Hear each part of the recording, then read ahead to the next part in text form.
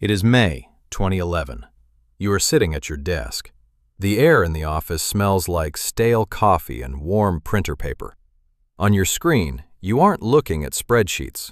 You are looking at graphics cards. You just bought a desktop computer and you want to play video games later this fall. You hear a few people talking about a tech company named Nvidia. To you, they just make the circuit boards that render graphics. You have $500 sitting in a standard savings account, earning less than 1% interest. You open a simple online brokerage account. You place an order for $500 worth of Nvidia stock. You close the tab. You go back to work. You completely forget about it. You don't know it yet, but that single $500 decision made on a random Tuesday afternoon is about to turn into over $280,000. Welcome to Rewind Rich. Before we begin, a quick note. This video is a retrospective hypothetical illustration for educational purposes only. It is not financial advice, and past performance does not guarantee future results.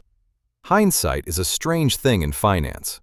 When we look back at giant companies today, their success feels inevitable. We look at the charts and think, of course Nvidia won, it was obvious. But in 2011, nothing was obvious. The question today isn't just how much money could you have made. The real question is, why do regular people walk past life-changing opportunities every single day? And what does it actually take to hold an investment through a decade of noise and uncertainty? Let's rewind to 2011. The global economy is still recovering from the Great Recession. People are cautious. The tech world is obsessed with smartphones. Apple and Google are the undisputed kings of Wall Street. Nvidia, on the other hand, is viewed primarily as a PC gaming component maker.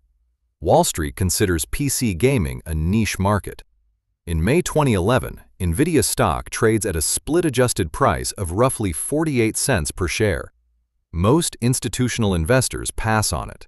Nvidia is spending heavily on an obscure software technology called CUDA. Analysts call it an expensive distraction. They argue that mobile chips are the future. To the average person, buying Nvidia in 2011 isn't a masterstroke of genius. It feels like a gamble. Now, back to your choice. You aren't a Wall Street executive. You are a regular person with $500 to spare. At 48 cents per share, your $500 buys you roughly 1,041 shares. You don't day trade it. You treat it like money you've already spent. You log out and return to your life. 2012 to 2015. Years pass. AI researchers begin using Nvidia graphics processors to train deep neural networks. The tech community notices. Wall Street does not. Your $500 fluctuates, but you barely pay attention. 2016 to 2018. The crypto boom hits. Miners realize these chips are exceptionally good at processing data. The stock surges. Your original investment is now worth over $15,000. Late 2018. The crypto market crashes. Nvidia loses nearly 50% of its value in months. News headlines declare the trend dead.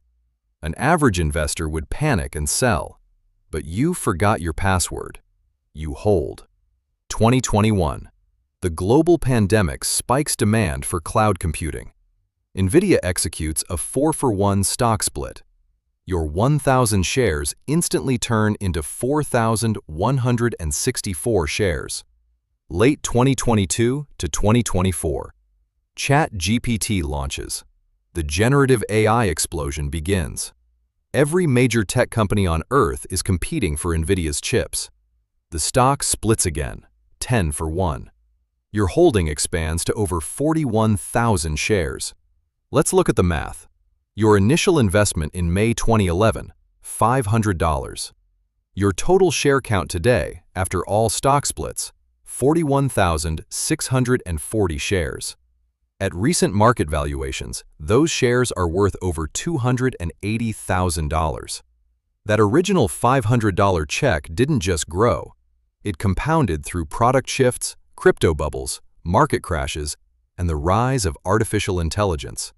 That is a return of over 50,000%. Now, consider a second scenario. Imagine your coworker sitting in the cubicle next to you in 2011. He had the exact same $500, but he decided to play it safe. He kept that money in a standard bank account.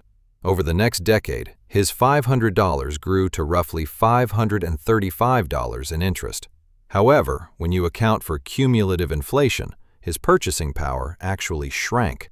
In real terms, his safe $500 lost value. By trying to avoid all risk, he accepted a guarantee of lost purchasing power.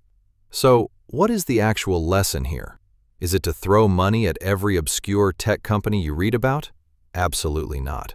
For every Nvidia, there are dozens of companies that went bankrupt. Instead, this story reveals three core truths. First, volatility is the price of admission. To capture massive growth, you have to endure severe market drops without panicking. Second, asymmetry favors small, patient bets.